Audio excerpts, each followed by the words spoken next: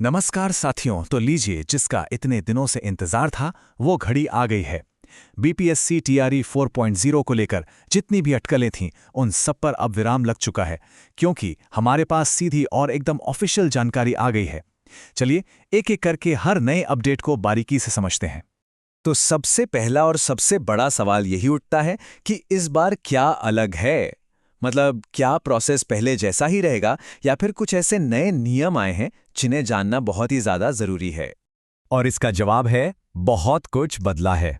इस बार कुछ बहुत बड़े और अहम बदलाव किए गए हैं जो हर एक उम्मीदवार को सीधे सीधे प्रभावित करेंगे। तो चलिए बिना देर किए एक एक करके सब पर बात करते हैं। ठीक है, तो ये है हमारा आज का रोड मैप। हम बात करेंगे ऑफिशियल कंफर्मेशन की, फिर देखेंगे जरूरी तारीखें क्या हैं, इसके बाद नए नियम और प्रोसेस को समझेंगे, फिर वैकेंसीज पर नजर डालेंगे और आखिर में देखेंगे कि अप्लाई करने से पहले क्या क्या तैयारी कर लेनी चाहिए। तो सबसे पहली और सबसे बड़ी खबर, अटकलों का दौर अब पूरी तरह से खत्म हो चुका है। अब हमारे पास कोई अफवाह नहीं बल्कि सीधी और पक्की ऑफिशियल जानकारी है।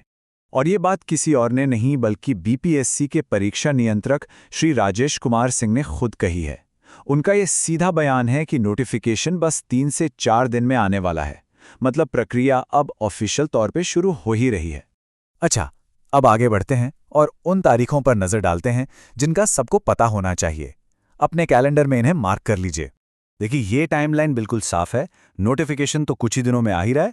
एप्लीकेशन 25-26 अप्रैल से शुरू हो जाएंगी और सबसे ज़रूरी बात, एग्जाम की तारीखों में कोई बदलाव नहीं हुआ है। परीक्षा अपने तय समय यानी 22 से 27 सितंबर के बीच ही होगी। अब हम आ गए हैं उस हिस्से पे जिसमें सबसे ज़रूरी बदलाव हुए हैं। ये वो अपडेट्स हैं जो हर एक एप्लीकेंट पर असर डालेंगे, इसलिए यहाँ पर थोड़ा ज़्यादा ध्यान देने की ज़रूरत है। तो इस बार प्रोसेस में 2 बहुत बड़े बदलाव हैं।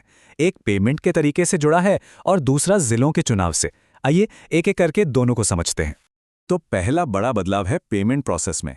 देखिए, अब फॉर्म भरने से पहले एप्लीकेशन फीस जमा करनी होगी। ऐसा इसलिए किया गया है ताकि पेमेंट फेल होने की वजह से किसी का फॉर्म रिजेक्ट ना हो। जब पेमेंट सक्सेसफुल हो जाएगा उसके बाद ही एप्लीकेशन फॉर्म भरने का लिंक एक्टिव होगा। और अब दूसरा बड़ा और बहुत ही ज़रूरी बदलाव वो ये है कि इस बार एप्लीकेशन प्रोसेस में सभी 38 जिलों को अपनी प्राथमिकता के हिसाब से चुनना अनिवार्य कर दिया गया है। ये एक बहुत बड़ा स्टेप है। इस नियम को हल्के में बिल्कुल नहीं लेना है। परीक्षा नियंत्रक ने खुद इस बात को साफ किया है। सोचिए, अगर किसी ने सिर्फ 30 जिले चुने और उसकी रैंक 32वें जिले के लिए बनती है तो उसे वो पोस्ट नहीं मिलेगी। इसलिए एक भी जिला छोड़ना नहीं है, पूरे के पूरे 38 जिलों को चुनना ही होगा।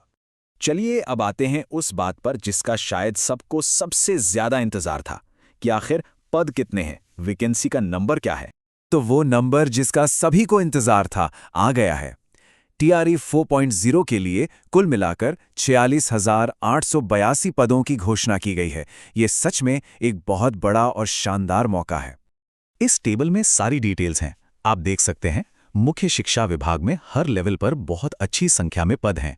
सबसे ज्यादा करीब 16,774 पद हायर सेकेंडरी के लिए हैं। और इतना ही नहीं, एससी, एसटी, पिछड़ा वर्ग और अल्पसंख्यक कल्याण विभागों में भी काफी अच्छे अफसर मौजूद हैं। अच्छा, अब सारी जानकारी तो मिल गई। अब बात करते हैं तैयारी की। और ये सिर्फ एग्जाम की नहीं बल्कि एप्लीकेशन प्रोसेस की तैयारी।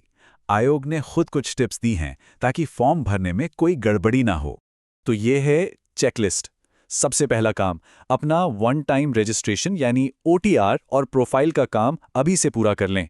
दूसरा, अपने 38 जिलों की प्रेफरेंस लिस्ट पहले से सोचकर तैयार रखें। तीसरा, फॉर्म भरते वक्त अपना नाम, आधार नंबर जैसी हर डिटेल को 2-2 बार चेक करें।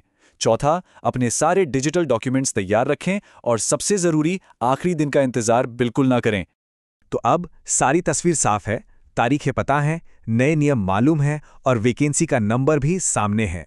तो असली सवाल अब सिर्फ एक ही बचता है, क्या इस बड़े मौके के लिए तैयारी भी उतनी ही मजबूत है? अब जानकारी इकट्ठा करने से ज्यादा जरूरी है तैयारी पर फोकस करना।